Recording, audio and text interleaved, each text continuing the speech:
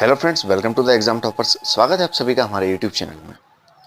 जैसा कि अमेरिकी राष्ट्रपति ट्रंप द्वारा G7 ग्रुप में भारत को शामिल करने को लेकर जो अटकलें लगाई जा रही हैं, उन्हीं को लेकर इस वीडियो में हम चर्चा करेंगे।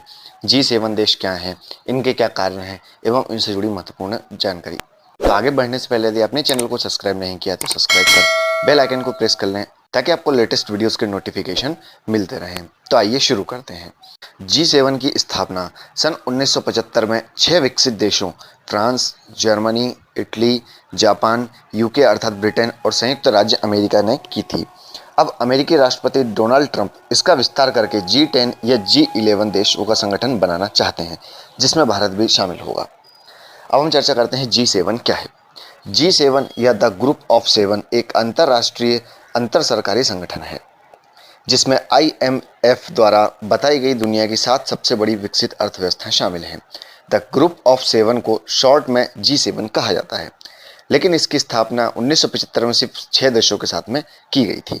G6 में 1976 में कनाडा के शामिल होने के बाद यह G7 बना था और फिर 1998 में रूस के शामिल होने पर G8 बन गया, लेकिन 2014 में क्रीमिया विवाद के बाद रूस को इससे बाहर कर दिया गया था। इस प्रकार यह फिर से G7 रह गया।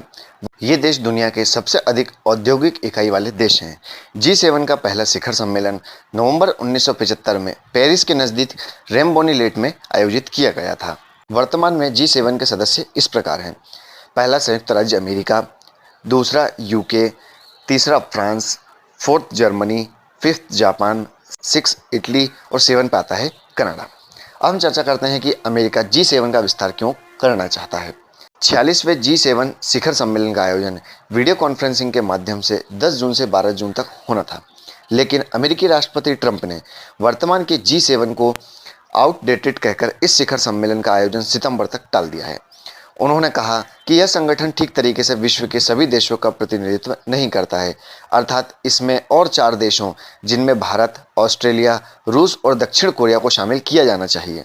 अमेरिकी राष्ट्रपति ट्रंप और उनके अन्य सांसदों का मानना है कि यदि दक्षिण एशिया में चीन के बढ़ते प्रभाव को कम करना है तो फिर भारत को इस क्षेत्र में एक बड़ी शक्ति के रूप में चुनना ही होगा। रिपब्लिकन सीनेटर जॉन कॉर्निन का मानना है कि यदि चीन की आधिपत्य वाली नीति को कमजोर करना है तो भारत को धनवान और शक्तिशाली बनाना ही होगा। भारत के G7 में शामिल होने से क्या फायदे हैं? यदि भारत G7 का सदस्य बन जाता है तो भारत के लिए इंटरनेशनल ट्रेड के कई रास्ते खुल जाएंगे। ब्रिटेन की अगुवाई में एक और संगठन D10 को बनाने की भी चर्चा चल रही है। यह एक ऐसा संगठन है जो कि 5G टेक्नोलॉजी के विस्तार पर कार्य करेगा और इसमें चीन को शामिल नहीं किया जाएगा, यह इसकी विशेष बात है। इसके अलावा इस ग्रुप में इस बात पर भी सहमति बनने की संभावना है कि दुनिया में ज़्यादातर चिप, मोबाइल और फार्मास्यूटिकल सामान का निर्माण इन्हीं देशों तक सीमित रखा जाए, जिससे चीन को आर्थिक नुकसान भी पहुंचाया जा सके। वर्तमान में भारत के प्रधानमंत्री के पास ऐसे कम ही मौके आते हैं जब वह अमेरिकी राष्ट्रपति सहित विश्व के अन्य नेताओं से मुलाकात कर पाते हैं। अगर G7 का विस्तार हो जाता है तो भारत के अमेरिका से बहुत ही प्रगाढ़ संबंध बन जाएंगे, जिससे चीन को भारत विरोधी काम करने के पहले एक बार जरूर सोचना पड़ेगा। इस प्रकार यह स्पष्ट है कि यदि भारत G7 में शामिल होता है तो इससे बहुत अधिक फायदा भारत को होगा। तो यह थी पूरी चर्चा G7 के बारे में।